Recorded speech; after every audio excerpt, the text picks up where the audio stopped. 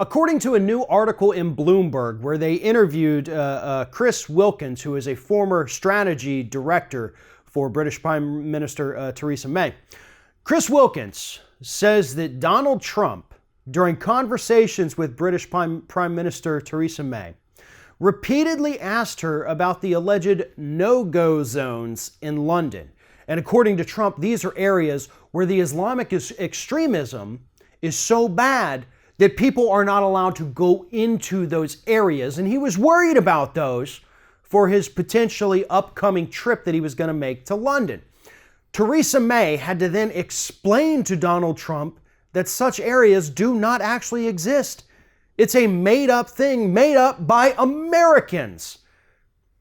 Donald Trump, I guess, accepted that explanation, but then later on in the interview, Wilkins explained that Donald Trump also ordered Theresa May to have people in London, in the United Kingdom, stop protesting him, or else he would never come over to their country. Donald Trump was so concerned about public image and about being greeted by protesters that he basically refused to come to London because he didn't want to be greeted by people who didn't like him. So he ordered a woman who he has no authority over in a country that he has no authority with to get rid of the protesters. Once you hear these stories, it becomes kind of obvious why officials would eventually end up canceling Donald Trump's trip to the United Kingdom.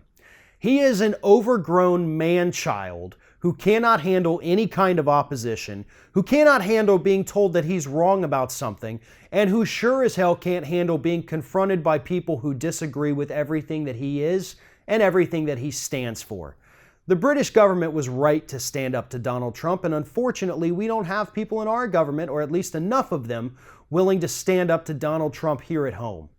But this story is actually one of hope. It's not necessarily one to make fun of how stupid Donald Trump is with other world leaders and how that helps to tarnish our image with the rest of the world. It's one that shows us what happens when you stand up to a bully. That's what this is about, because that's what Theresa May and the people of London and the United Kingdom did. They stood up to him. They didn't back down. They flat out told him, we're not rolling out the red carpet. You're not meeting the royal family. We're not going to have all the bells and whistles. And we're not going to tell our people that they can't peacefully assemble to protest you. And so Donald Trump, like the toddler that he is, decided, well, I'm just not going to come to your country because you're so darn mean.